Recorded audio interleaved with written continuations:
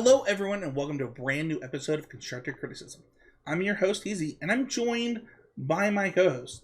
And I have a question for you, Abe. After getting home from work, are you more likely to A, stay in your work clothes, or B, immediately get into something comfy? Okay, I work at a bank. I have to wear a tie every day. Sometimes I have to wear a jacket with my tie. I am out of those clothes and into my pajamas within 5 minutes of getting to my house every day after work. It is not worth it. So, Mason, I didn't know your answer to this question, but I'm going to pose it to you, A or B. The comfy stuff. I'll say that I work in a private practice psychiatry and I work with kids, and so sometimes my attire is allowed to be a little more casual. So you might see me wearing like this hoodie with just like a nice shirt and nice pants, or sometimes even just jeans a little bit. So I can, for the last, I don't know how many years of my life, I've been allowed to wear jeans and a t-shirt to work. Don't care. I'm in sweatpants or sweat shorts and like faster than you. Like, it is walk in, don't even say hello to the family, change my pants first, put on new pants. I can't. Jeans are a scam. They're a scam. They're It's like, fine. oh, jeans are so great. They're so comfy. No, they're not. They're bad. They're objectively bad. They're not bad. They're fine. I feel like objectively we're not participating in jean slander on this podcast. I am participating in jean slander. Jeans are overrated. This is not how I expected this segment to go, but here we are. Guys, I'm so excited to be here with the two of you together as a family. Same. I'm moving something in the show notes so you can know how I feel about jeans. You're the best. So today we have a special guest for our main topic. We're going to be joined by former host of the show, Matt Kling, co-host of the Smash Through #Always Improving Super Smash Brothers podcast on the He's the Game Media YouTube channel. Really excited. He has a recent top 8 as well as a 7-2 finish in the showcase for Legacy. So we're going to be talking about Legacy with him. Before we do that, Abe, though, you missed last week, and we need to hear how you've been #Always Improving. It is the point of the show, and we need to hear from you right away. Yeah, so my Always Improving for the last couple of weeks has actually been just getting up to speed on Pioneer post Brothers War post the RC. I did a lot of work in kind of helping people prepare for the RC itself, but I hadn't had a lot of time with things going on in my life to be like really playing a lot of games, and especially things like the mono green deck. There's a lot that's structurally different in how the deck combos and how like it's what its end games are and what its plans are in some certain matchups. And I was playing an RCQ this weekend where I wound up losing in effectively the finals with 2 slaughter. And I lost playing for the invite. But coming in and making sure I was really prepared on not only what was different about playing my own deck and how like, oh, now I kill by making infinite mana and stone braining my opponent over and over again, as opposed to some of the kills I was used to previously. But also knowing how other decks that were attacking mono green were doing so and how they had changed and how that changed things. Things like playing against red black with Misery Shadow, or like, what the kind of hands I need and I'm looking for to beat the Arclight Phoenix decks that are really rising in popularity. Things like that I spent much time on, and it really paid off in that tournament. So awesome. Any little nuggets that you want to drop really quickly before we move on? Yeah, I think that more and more I'm finding that in the Arclight Phoenix matchup as mono green, your best card tends to be like your hands that go Oath of Nissa into Wolfo Haven and just have naturally like a lot of green mana are much, much better than your hands that are very dork reliant, because their game 1 deck is not very equipped to deal with that. And also, like, even the post-board games, their deck is not very well equipped for you just not having mana sources for them to interact with in the early turns, and ways for them to spend their early cards to set up for their backbreaking like Cruise plus Disdainful Stroke turn in the post-board games, or the like Cruise with plus Phoenixes, or like, it really shuts off their angles to be able to do that. So those hands that normally you might be afraid of keeping in the dark, if you know you're playing against Phoenix, are much better. Awesome. I'll go next. So since qualifying for the RC, I decided to dedicate all my time to like other people's Magic. really not focusing on myself. And from doing that, I was approaching Arena differently this week. Racking up, I'm up to 13 QPs now, so I'm going to be able to pretty easily qualify for the play-in, I guess is what it is. And one of my focuses to do that was actually to really focus on mulliganing. I find that when I take a step away from my own magic, I don't focus on that as much. And so one of my goals this week was really to like hammer in like understanding my own mulligan decisions and why I'm making them. It sounds like, well, Spencer, you've played thousands and thousands of matches of Magic. You should be able to do that. But I actually think that, something that we've preached on this podcast, especially when Michael Hinderrocker was a co-host, is that it is the most important free wins that you get, is making good mulligan decisions. Like, you make or break what's going on in the game before anything else happens with those type of decisions. And so really focusing on that, not being a lazy about it, because I on Arena specifically, I tend to get really lazy with mulligans. So that was something that I was just working on this week, and I think it came across in my deck tech that I posted to the Constructed Criticism YouTube channel today, and understanding like what you're mulliganing to, why you're mulliganing to it, stuff like that. Yeah, I think this came up recently in coaching where a couple people were surprised when I mentioned how important mulliganing is. And I think a thing to remember is that it's true for all decks, but there are some decks where it's especially true. Like imagine mono white humans in Pioneer. How many cards do you think you draw in the average game? 5 cards? 6 cards, not counting your draw? You know what I mean? Like that's like the top end of most That games, seems like so many. Yeah, I mean it's like a turn 5 kill deck, I think, on average. Well, it's through removal. If your opponent is interacting, they just die. But like assuming your opponent puts up any sort of pressure, and if that's the case, seeing 7 cards is the most amount of cards you'll see. So if your hand really needs a lot of help, it should I think that helps exemplify what Spencer's trying to say. Like sometimes it super duper matters, and you just you have to get good at mulliganing. It is a huge important part of the game.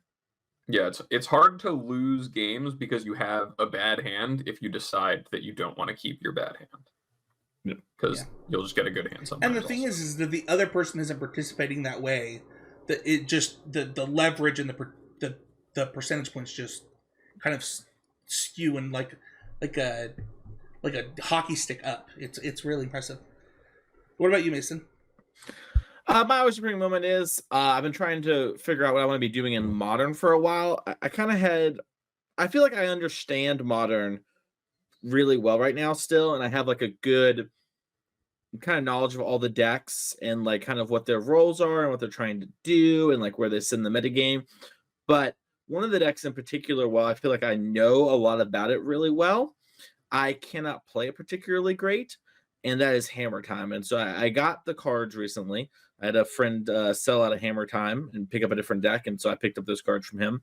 And I just been getting in the streets, just trying to work on that deck and get better at playing it, so that's something that I can actually have in my repertoire where, I would, especially before last week, but, I just would not feel super comfortable playing it in a tournament that matters in the same way that I would about just about any other deck in Modern. I think I could pick up, and I would, my chances wouldn't be as good as it is with other decks, but I would feel pretty confident I could put up a solid result. And I just don't think that's true of Hammer Time. You have to play around a lot of stuff. Mulliganing I think is super important in that deck as well. And there's a lot of different things that I think end up mattering and can matter, and cards you have to choose to play around. You have to kind of know what people are going to have versus you. And there are just some cards that are staples of staples of Modern that you have to learn how to beat and how to respect. Force of Vigor is a real house, but it is not game over. But it can be if you play poorly, So that's been my always improving moment. Just working on Hammer Time. Welcome to the fold, Mason. Hammer. If you want to see some hammers, we have an updated version of Abe Stein's Future CC token. I'll be dropping in the Discord probably before this episode goes live. So nice. It's got a hammer in it. Does it? I like hammers. I don't know. How big do you think is the hammer big enough? I think the hammer could always be bigger. That's kind of just a thing for me. That I think that hammers are better when they're big. No, I've seen the picture. I didn't see the hammer. I No, thought Abe looked like Esper Sentinel in the thing. I thought it was Ace, cool looking. Here, let me help you out, buddy. Hold on. I'm scrolling up. No, you don't have it.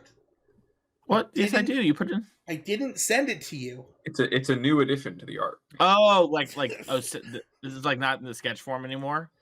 No, okay. The one that you put in the chat definitely doesn't have a hammer. That's good. I looked at Abe's for a second. Like I was like, it looks like kind of like Esper Sentinel. This is really sick. And then you mentioned there being a hammer in this art. Yeah. Now I kind of look like an Esper Sentinel with a big hammer, Mason. Here, Mason. You look like all my opponents' Esper Sentinel. Yeah, imagine you that. Look like all my opponents. Imagine that hammer. It was in the other one. My Esper Sentinels. Picture of me without the hammer.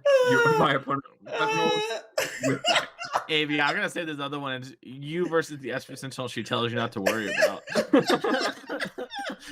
Holy cow, that's so good. Wow, all right. Oh I'm man. saving this one. Oh, that was the best line. All right, give me a second.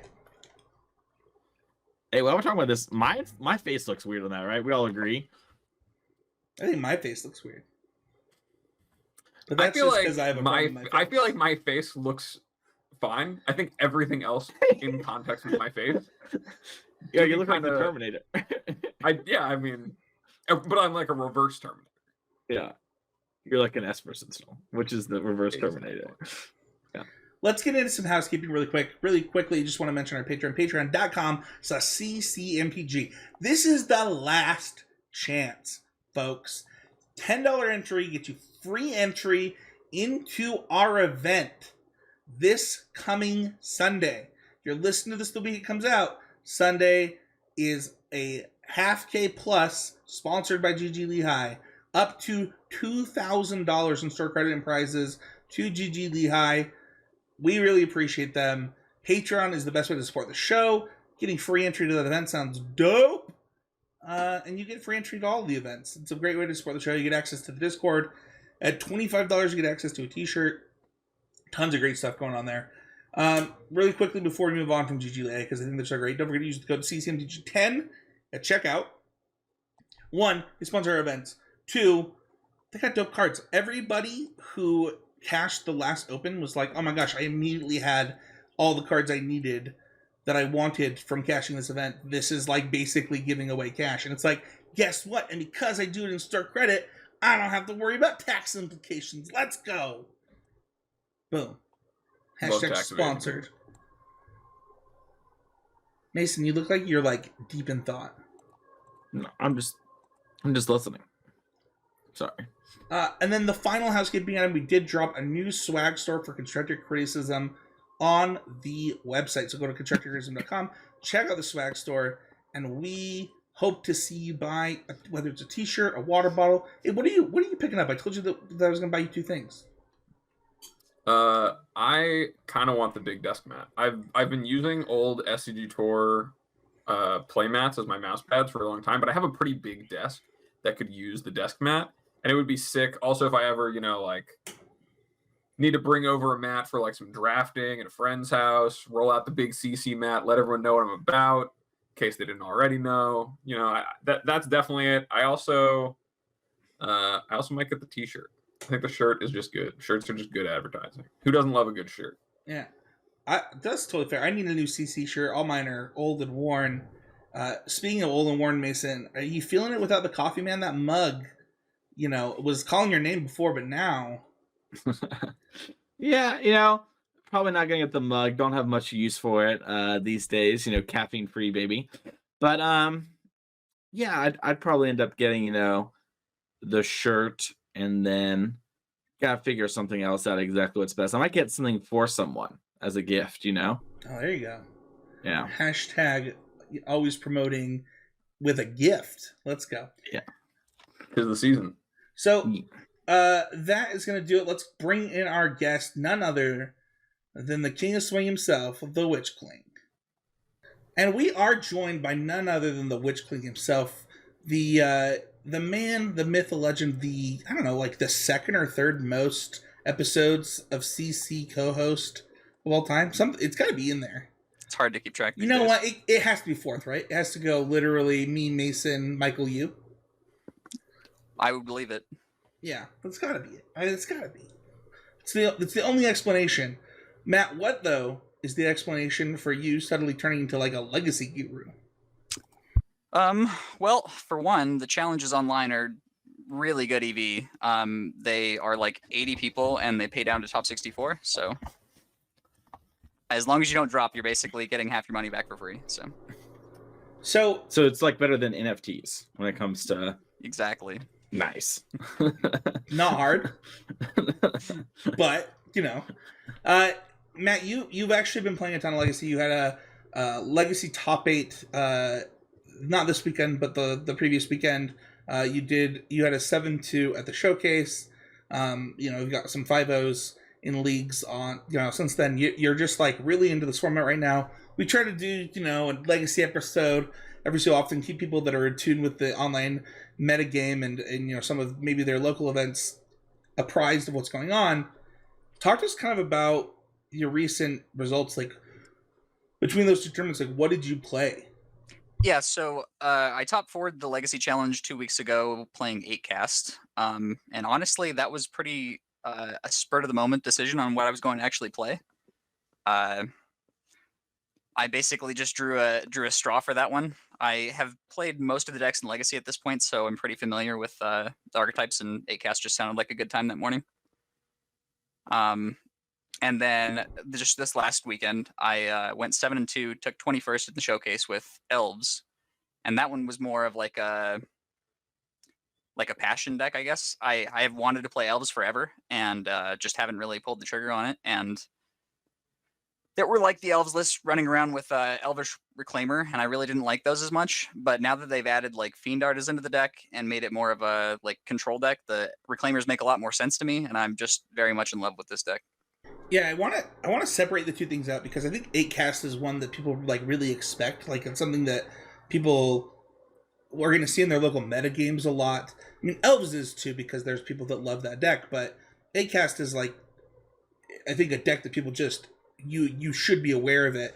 How did that event go for you, and were people as prepared for you as I think that they would be? I mean, just to touch on this, I think that the most common decks for people that have never played Legacy are 8cast and Is It Delver. Like, for online events, it's really common to Google your opponent, and if I don't see any Legacy results, I automatically put them on Delver or 8cast.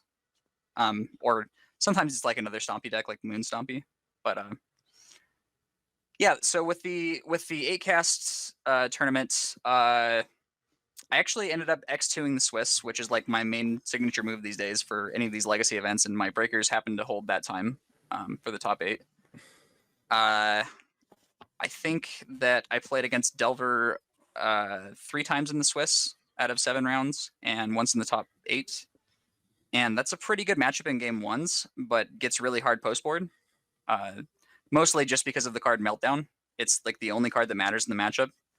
And I actually lost in the top 4 to the second Meltdown off of a Mystic Sanctuary, and that play had happened to me several times over the course of the tournament, and I still didn't figure out that I needed to be citing in the Soul Guide Lantern for that exact reason.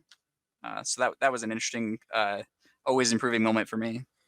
But yeah, aside from that, basically the deck is just about resolving Chalice of the Void, and then from there you just try to figure out how to win the game. How are you resolving that Chalice? So, like, you always setting on the same thing? Is it deck dependent, matchup dependent? I don't think that you get to mulligan like that with that deck. Like, if you have a hand that has a turn 1 Chalice, you're pretty much keeping it and trying to just play the Chalice on 1. Sure. But yeah, it's obviously there are many ways to cast Chalice for 1 in the deck. Like, you have a bunch of fast mana with all the artifacts and Ancient Tombs and etc. Cool. Talking about the Elves thing, you talked about this being a passion deck for you. You have arguably, it's a better finish technically as far as record goes to get into top 21. Like, you didn't make top 16. I assume that there was a big clump of X2s in the showcase. Oh, a huge clump. So X2 went from 6th place all the way down to 26th or something like that. That is a huge chunk. Yeah. Classic Magic Online. Yeah. Yeah, we probably could have used an extra round, really, but Classic RC situation. So you had the same record as those in top 8, but like what you actually sent me an interesting text that you were like, I won 100% of the matches where I didn't die on turn 1 or 0. I can't remember. Turn 1. Yeah, I won every match where I didn't die on turn 1, and I honestly think that's just classic elves. To be honest, it's so good in any of the fair matchups. Like, it's the only deck that I think has like a 70-30 against Delver, and basically any deck that's trying to go to turn 4, you just almost can't beat elves, because the thing is their engine is very powerful. It's hard to disrupt through really any means. Like, you can't really use removal very well because of Wirewood Symbiote, and just like the ability to just keep playing more of these things, and the counter magic isn't very good because of Allosaurus Shepherd. So how did you kind of construct your elves deck going into this tournament? How did it play out? And then, like, what were your thoughts on the format kind of afterwards? Well, interestingly enough, elves is probably currently the most agreed upon list in Legacy. Like, basically everybody plays the same exact 60 and 14 of the same 15 sideboard cards. So you really have like 1 to 2 flex slots in the sideboard, and maybe 1 flex slot in the main if you don't want to main deck 2 endurances. So yeah, I mean, the list was pretty stock. I ended up playing 1 elephant grass in the sideboard as my tech slot. I don't know if it was any good, but it would have been good in the matches that I lost, but I didn't have it. So a little behind the scenes, Matt messaged me and goes, "Am I just crazy for registering elephant grass?" And I go, 100%. And he's like, "Cool." Elephant grass owns. I had the opposite reaction. I was like, that sounds like some hot tech. I think. Yeah, it's tough though when it's just a 1-of, right? Like, I don't think you can realistically play more than 1. You probably can't realistically play 1, but you know. But if you had drawn it, that's my thoughts. We're playing 1 elephant grass. Y'all playing, but no. But I think it might be worth mentioning real quick here. We're talking about the elves deck. It is very different than maybe the elves deck people played against pre-COVID. Like, this is a different deck that is kind of carried over some of the same philosophies. Am I right? Yeah. In some ways, it's the deck formerly known as elves. Yeah, you still have a lot of the same. It's also the deck engine. Formerly known as Birthing Pod. Yeah, you still have a lot of the same engine. With the Allosaurus Shepherds and the Wirewood Symbiotes and the Elvish Visionaries and the Natural Orders and the Green Suns. So it's like, it's still got the same core package, but it plays out pretty differently. Rather than being like a snowbally play to the board kind of deck, it more tries to control the game until like turn 3 or 4 and then make a Crater Hoof, which, to be fair, was already the elves plan, but it's just kind of a different way of getting there. Like, the idea is that the opposition agents give you more game in some of the less fair matchups, and especially it's really relevant against Doomsday specifically. Like, that's a combo matchup that I actually think you're probably like close to 50-50 in now, just because they can't beat a resolved opposition agent in game 1. Like, if you just tutor up opposition agent, it's the end of the game. Yeah, I think, who is it? Hello Newton, who's done, I think, the lion's share of the work on this particular iteration of the elves deck, just calls it cradle control at this point, because like, it's using the same inherently, like, legacy power level mana engine that elves uses, and the card advantage engine of symbiote and stuff, but really is just now a functional toolbox, kind of mavericky deck of, I'm going to put into play creatures that are going to control and dictate the game until I find a way to like close on you, as opposed to, I'm going to cast some Glimpse of Natures and a bunch of mana dorks and tap all my creatures in 1 turn and find a cradle. It's like a very different deck for sure. Exactly. Yeah. Yeah, it does. It has a very much a Birthing Pod feel, or like a Maverick feel even. Do you think that, I mean, this is mostly for Matt, but anybody can answer this one, is the changes that you see, we joked that this is the deck formerly called elves, or calling it cradle control, like, are these changes due to whether it's expressive iteration, or whether it's the initiative cards, or hate cast, like, are these changes a direct reflection of the format, or is it a power up increase to decks like this or decks like Stoneblade that are making these changes happen? I mean, it depends on how you look at it. Like, I think that this elves deck is better against most metagames than former elves would be. There are a couple matchups that got worse, but they're really not huge shares of the metagame. Like, your Death and Taxes matchup gets like a little closer to even, whereas it was like a bye before. And trying to think of what other matchups you really get hurt in. The thing is, I think somebody gets, I guess, what was his name? Newton? Hello, Newton. Yeah. Hello, Newton. Yeah. At some point, just tried to figure out how to make the combo matchups better while retaining the things that make elves strong. And I don't know how it took so long to realize that you only need like 2 creatures in play for Crater Hoof Behemoth to be lethal. But yeah, I think that this version is just mostly better. The exceptions would be like the mirror is probably a little worse. Like if you were playing against tribal elves, you'd rather be on that one, and death and taxes. Awesome. Let's go into some questions from each of us. So I'll go first, and then I'll pass it to the next co-host. But if you were to give people a look at like what Legacy is today, and told them to go on Goldfish and look at 5 decks, which 5 decks would you tell them to look at? Okay, so I think that Legacy overall can be broken down into like 5 basic archetypes. You have Chalice decks, and those are decks that are just going to be trying to make turn 1 Chalice of the Void, and then they can win with whatever means. And of those decks, probably the best one to look at right now would be the mono white deck. The deck seems kind of broken. There's the tempo decks, Is It Delver being the premier deck of that. Control decks, mostly Minsk and Boo control. Can come in the form of lands or just like Uro decks usually. Graveyard combo decks, so like Reanimator mostly for that one. And stack combo decks. And I think Doomsday is pretty much the premier of that at the moment, although you do see some actual Storm. And then Elves would be like kind of its own category. That's awesome. I think that's a really great answer. I think if you're looking at decks, being able to compartmentalize like that will be really helpful for the listeners. If somebody was looking to play their first Legacy challenge, how do you think that they should approach their deck choice? Well, like I said, I think that the most common choices for people that are approaching the format are Chalice decks or Delver, and I think that that's for good reason. Like, I think that the Chalice decks are pretty intuitive on how you should be playing them, although the mulliganing decisions can be hard sometimes. And I think that the Delver deck, especially now, has a lot more late game power than you used to have, so you can borrow a lot more of the skills that you have from other formats, like Expressive Iteration and stuff lets you play like more of a long game. Whereas I feel like Delver decks and tempo decks of the past, you really had to maximize the first few turns in ways that you don't have to in other formats. Awesome. So the long story short is I would recommend either a Chalice deck or Is It Delver for somebody starting out. That's awesome. Speaking of Chalice decks, you kind of mentioned it there and talking about like the 5 categories. My first question for you is, how good is the Initiative Stompy deck? Well, I think that there's a lot of good evidence that it's the best deck in the format right now, especially looking at the list that took second place here, like with the 6 Spellbinder effects.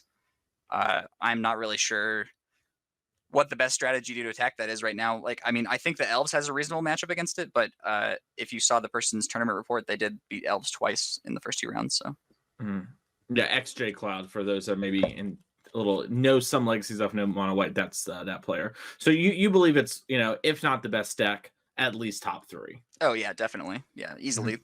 What about that is so strong in the format? If maybe someone isn't deeply familiar with the format, it's getting back into it.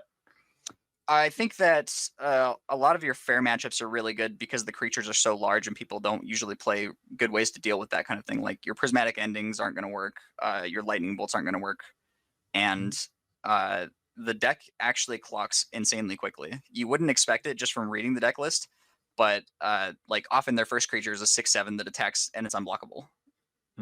And they usually are casting it on turn 2 or turn 1 sometimes if they're really running good. Sure. Yeah, the Initiative also has like a fireball mode, right? Where it's or like a lava axe mode where it's 5. Well, yeah, it definitely increases the clock of the deck too. Like, so it's like, yeah, first mode, put 2 counters on my guy, explore, make it a 6/7, it can't be blocked, and then the next mode is lava axe you. It's like, oh, I guess I'm just already dead. Yeah, this is like actually this is a turn 4 win. Okay. I tried to get Matt to explain the whole dungeon to me. He goes, well, you don't actually get past the lava axe. You actually die that turn. So yeah, and also like there are 2 paths of the dungeon, but almost everybody chooses the lava axe side. I can't imagine why. I think through studying research, I'll figure that one out, and I'll come back to the show in a couple of weeks and tell y'all why. But my other question for you has to do more with the gameplay side of Legacy and kind of maybe how you feel. This is very subjective. How do you feel? How are you liking, and are you liking Legacy more now that we're getting more cards that are entering the format from the outside? And that can be, as far back as Modern Horizons 1 and 2, but also things like Kappa Cannoneer, the initiative cards. Do you think that's made Legacy a format you enjoy more? Yeah, I think it's better, honestly. I like that every deck has to play a way to close the game, and they just keep printing better and better ways to do that. Like Minsk and Boo is a great way for the control decks to close the game. Kappa Cannoneer is a great way for the 8-cast deck to close the game. And then, the initiative creatures are also just great at closing a game. Well, time will tell whether the mono white Stompy deck is actually good for the format. I mean, we haven't had very much time to adapt yet. It's only been on Magic Online for like a couple weeks now. So, yeah, I think it's definitely with decks like Stompy decks. It's like, yeah, there's a busted threat that you can cast for cheap, and then people are gonna start doing it. And especially when Stompy decks are already so much of the meta, it's kind of a difficult thing to adapt to. But kind of on theme with that, it feels like to me, as someone who only really ever picks up Legacy for the occasional like paper event, where like there's stuff going on because I have the cards, it's always like, oh, you should just play Delver, like most people do, play Delver or play like some blue Stompy deck because these are generally the best decks. And that's just kind of been the case for the last like 10 years of the format. That's just, oh, just play Delver, it's always the best thing. Do you feel like these these releases, things like the initiative cards, things like Minsk and Boo, like change that? Do you think that's still the truth about like the way the format is, that is it Delver will just always be kind of the best thing to be doing, and if you know how to play it well, then you're fine and you're good? The thing that's really great about Is It Delver is that you just don't have any matchups where you don't have any agency. Like playing Elves, like I said, I lost all the matches where I died on turn 1, right? Because there was just nothing I could do. And Delver doesn't really have those. Your matches are always going to get better post-board, which is pretty great. And yeah, I think it's just a strong deck. I think it will always be a strong archetype at the very least. I mean, we've seen it go through a lot of changes. Like half the time they don't even play Delver anymore. But yeah, from an archetypical standpoint, it will always be something very valid to do. And I would say that the advice to just play Delver has gotten better over the years rather than worse, because like I was saying, the deck is a lot more analogous to something you might play in Modern or other formats. As opposed to like Grixis Delver, I think that deck required a lot more finesse. Like Murktide's like a hammer, like it works all the time. Yeah, there's a lot more, especially before Probe was banned, of like really having to think about every single card you cast and when you were casting it, and fighting over like Deathrite Shamans, things like that. Yeah, Deathrite very, very intricate format. Yeah, at that time. Yeah. So kind of on that, on a statement of, it's kind of like playing, like, is it Murktide in Modern? What are some skills that you think a player could get out of, if they decide, okay, maybe I should pick up and play some Legacy, get into the Legacy challenges, I want to improve. I mostly play Modern, Pioneer, and Standard because these are the formats for the RC, but I'm looking to get better. What are some skills that you feel like specifically from Legacy you like could serve to gain by really investing yourself in the format a little bit? Yeah, so I think one of the big differences about Legacy versus other formats, I mean, with the exception of Vintage, is that a lot more of the deck is air. So knowing what's actually important in the matchup it's important in every format, obviously, right? But I think it's really accentuated in Legacy. Like mulliganing with discretion based on what your opponent's playing, or just knowing what to fight over. Like I was saying in the 8-cast matchup, like game 1, 8-cast versus Delver is pretty free for 8-cast. And then the post-board games, everything becomes about this meltdown, and the Delver is just trying to cast meltdown multiple times in one game, and both players are trying not to, from the 8-cast side, you're trying not to get melted down. From the Delver side, you're trying to, melt them down.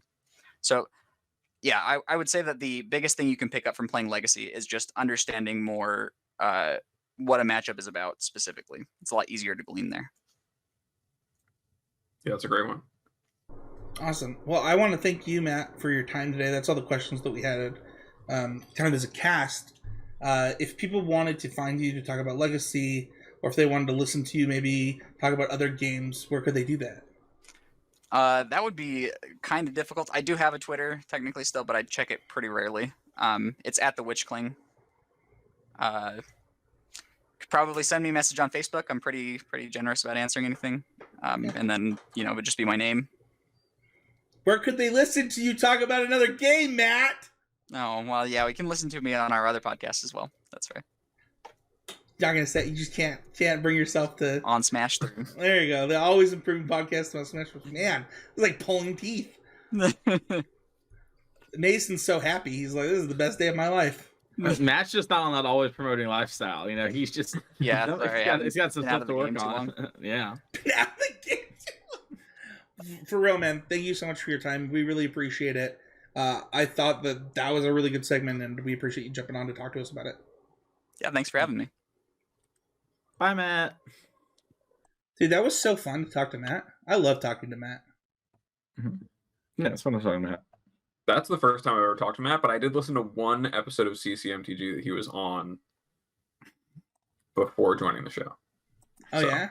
I was familiar, but yeah, that was the only time I'd ever... My first Kling interaction. I should have yeah. introduced you. I actually had thought that he had been on the show with you in the past. All right, our Patreon question this week comes from Andrew. He says, there are a million sources of info out there. How do you parse that to find what's viable and trustworthy and put it into action? We actually talked about this... I swear we talked about this exact thing like less than 2 months ago, didn't we, Abe?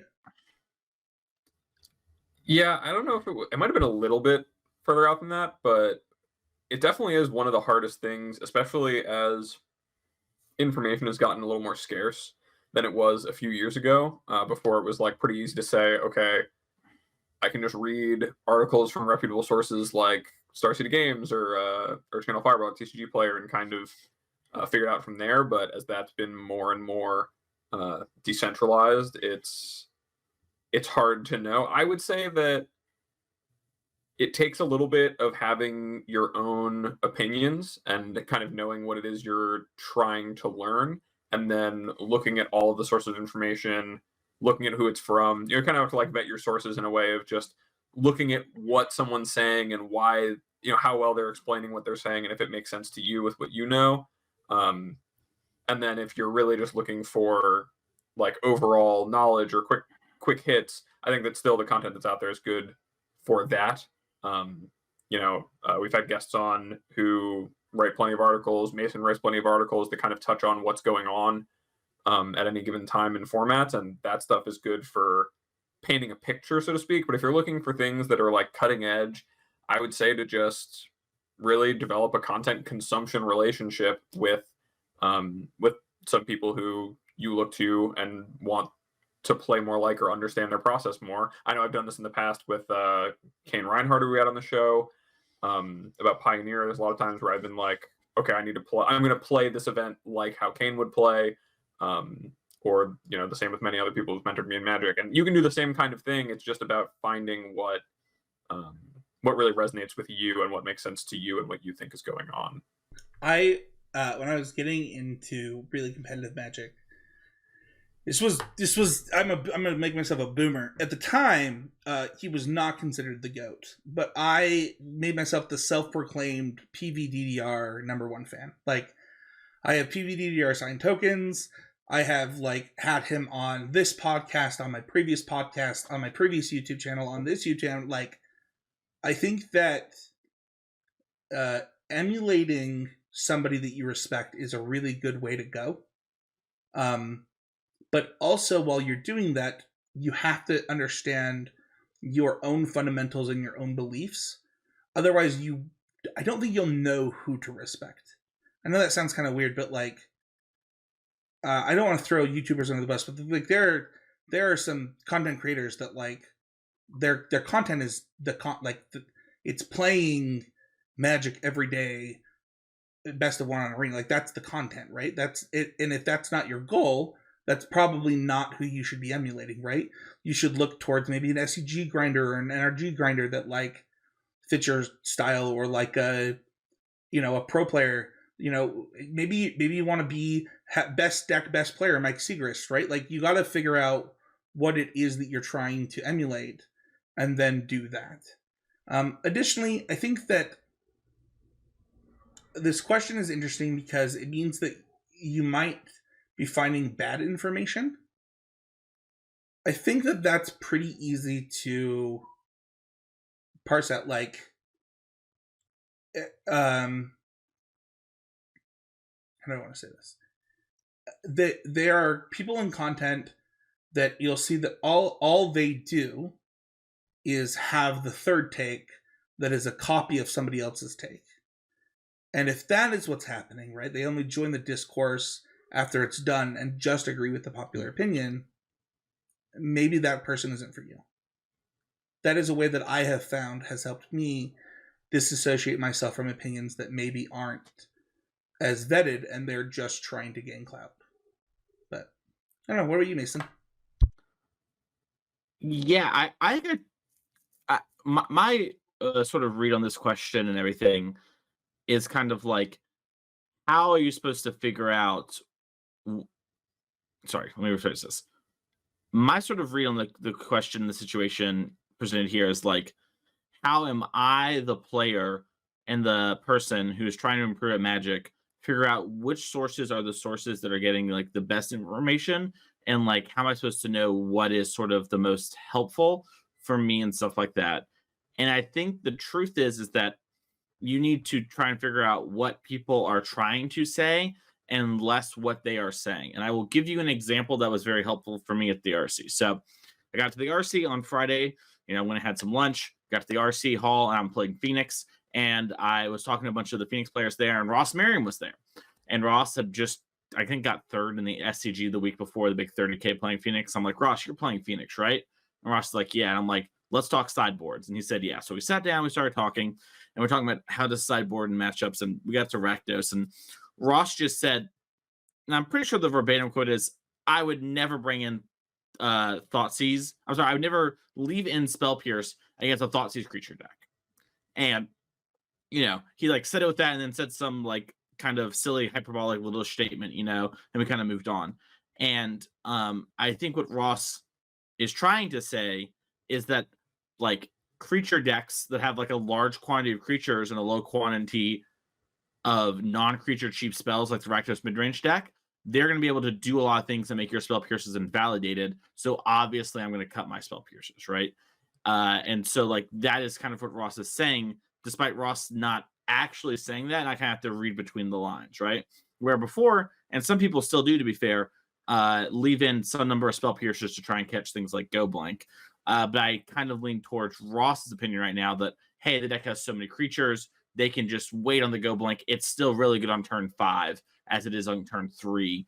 And if you go for something tapping out, then they can tap out for Go Blank. So that's kind of my like real life example. I hope that's helpful. You kind of have to listen for what people are trying to say, even though they don't always say it in the most clear ways, and sort of figure out where they're coming from. Because once you understand that, you can understand more of other things. And I think the other part of this, part 2, is you need to get better at understanding Magic as Magic and less as like the format and thing that's going on. And I know this is a good example of like you kind of figure out what I'm saying. But what I mean is, if you understand Magic on a more fundamental level of like mana as being one of the most important things in the game, and like how strong creatures are and repetitive sources of damage and resources, once you kind of understand that stuff, and less like Rakdos good versus Phoenix, these things become a lot easier, in my opinion. And I hope that second part isn't too confusing for listeners. I don't think it is. And also, like, people always say that when I give them advice, like, how do I improve Magic? I always am like, have you read Free Duke's Level 0 yet? His full course yet? And they're like, isn't that like super basic? I was like, yeah, but do you know it all? Like, do you understand the whole thing?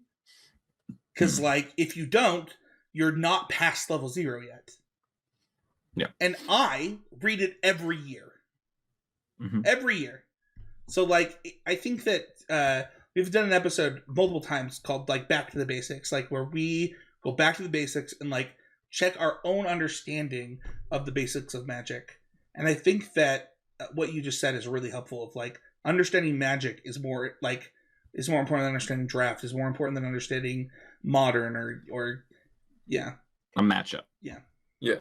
I will say too, Mason, that something that I have said for a very long time to just about everyone I've ever like interacted with at a local level, at a other level, is that a big thing that I've noticed is that players who are leveling up their game, a big level up that they have is the second that I see them depersonalize their Magic identity and the way they're engaging with competitive Magic with the deck they're playing, and start to just viewing the way that they're playing the game as the big picture of I'm playing Magic, and like their deck. It's not like, oh, I'm a Rakdos player and this is the stuff that, like, I'm a Thoughtseize player. This is all I know how to do. And really saying, okay, I'm engaging with the full picture of it. And I think ideally when it comes to content, if you had infinite time in a hyperbolic time chamber, you would want to read everything that's said, play a bunch of games, and then see how what people are saying compares to your experiences of the games. And then also look at the results of the people who are saying the things and what their thought processes lead them to, and then kind of use that as the last sieve. But definitely it's really important to, in order to be able to do that, because there's so many things you're going to want to learn in Magic, make sure that you are trying to look for those things, the real nuggets of wisdom below the actual ins and outs of like they're fishing in front of you and showing you how they're catching the fish. You can take the fish and that's great, but if you watch them and understand how it is that they're catching fish, that's really the most important thing, and that's a big step towards that, in my opinion. That's going to do it for our Patreon questions. If you want to get those, head over to patreon.com/ccmgm, Patreon of $5 or more, and there will be, after this week, just a Google form to fill out inside the Discord anytime you want to get it added. And then every month we'll be doing after this month, we'll be doing a mailbag episode to make sure that we get all those questions answered. Next is a small announcement. Part of the podcast is always improving. We believe in improving things as we go along. One of the things that the YouTube comment or question segment was supposed to do was increase the engagement of the YouTube channel, but also give opportunities for listeners to participate in the show that maybe couldn't afford Patreon right now. We're able to do that. We're just, looking for a little bit of different type of participation than Patreon offers. So we are going to be giving out some of our store credit to puremtgo.com, one of the sponsors of the network, every month. So between the 4 questions that get asked or answered on the show on YouTube, one of them will receive $20 credit to MTGO traders, allowing you to slowly build up, whether it's your popular collection, your standard collection, all those things. Last week, though, Abe, while you weren't on, we asked, if you were to ban one thing and unban another, what would it be? And we got a response. Why don't you go ahead and take it away, Abe?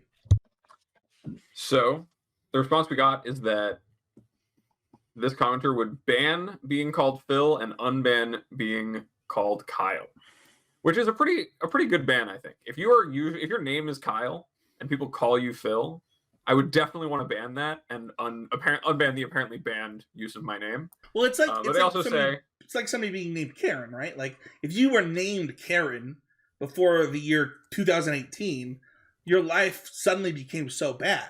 And Kyle has like that similar connotation to it. I totally get where this listener's coming from. Yeah, it's hard out there. Sometimes your name just gets memed on. Mason just got it. Mason just got this comment. Okay. But they went on to say, thanks for another great cast, fellows, which it was a great episode last week, by the way. I know I wasn't there, but it really was a good one. I remember feeling the same way that you described when trying to qualify for my first SCG Invitational. Had 10 plus IQ top 8s, but no conversion for the longest time. Just makes the win feel so much more meaningful when you actually break through. Yeah, I think this is the story that I told about Marcy, one of the local Utah players, and how I described previous, way back in the PBDQ seasons. But it really is, I think that people get too caught up in the W and not enough in the process, which will lead them to the W. Yeah, absolutely. It really is the best feeling if you engage with it and don't give up and you grind it out and you get there. It's really something special. It's what makes making those W's that you get, because as we talked about before, Magic's a game that makes more losers than winners by a wide margin. The times you're a winner, gotta revel in those. But that does it for our YouTube comment/question this week. You can check out the rest of the network, whether it's the wonderful Drafting Archetypes by Sam Black. Common Knowledge is coming back And then Mythicast will be returning soon as well with myself and Mythic Michaela. Like, sub, and comment. Leave your YouTube comment. Let us know if you have any questions for this week's episode or for future episodes. Like I said, store credit to mtgotraders.com. If people want to find you, Mason, we're going to do that. They go to twitter.com at Mason E. Clark. You can go to Card Kingdom. Each and every week I got an article Did up you there. get your Twitch. underscore unbanned? No. Okay, sorry. You go to twitch.tv/TheMasonClark. You can find me Twitch there, and you can find me at all of the NRG coverage over on the NRG series on Twitch and YouTube, doing commentary. So Awesome, Abe. Yeah, you can find me over at twitter.com/morenothings. I am still offering coaching for Hammer Time. I'm going to have a slot taken up probably by Mason at this point. Dude, I 412 leagues, baby. I'm the GOAT. It prints, man. Hammer's just it's still really, really good. Yeah, it prints the money.